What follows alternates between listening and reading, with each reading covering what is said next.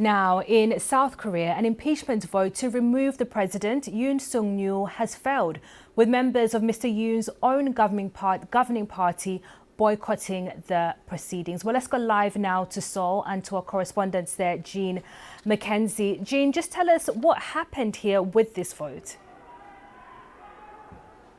Yeah, we're just outside the voting chamber now, so in the centre of the Parliament Hall, and we've just found out, as you say, in the last 20 minutes, that actually this vote has not been able to go ahead. It has been a dramatic day here in the Parliament. Actually, we can hear people just behind us now chanting and shouting, and that's sort of been the theme of the day. There have been so many twists and turns. To explain to you how we got to this position, it looked like the vote was going to go ahead as planned, but then the members of President Yoon's party, the ruling party, they started one by one to walk out of the voting chamber, deciding that they actually were not going to take part in this vote. They were going to boycott it instead.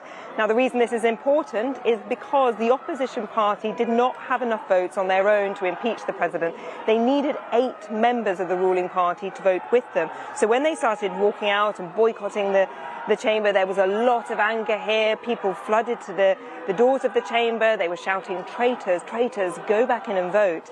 Now, surprisingly, over the course of this evening, a couple of the members of Parliament have come back in to cast their vote, and it looked like at one point this could swing things. But the Speaker has called it tonight and decided that actually there are not enough members here to be able for this vote to go ahead. Jean, what happens next now that this motion has failed? Well, the opposition party is certainly not going to give up here. They have said that they will keep bringing these impeachment motions until they are successful. And you also have to consider what's happening outside this building right now, which is that tens of thousands of people have travelled from all across South Korea to be here today to protest against the president and to demand he stand down. Now, they've actually surrounded the Parliament compound, which we're in at the moment. They're blocking the exits. They are furious with these MPs for walking out of the chamber.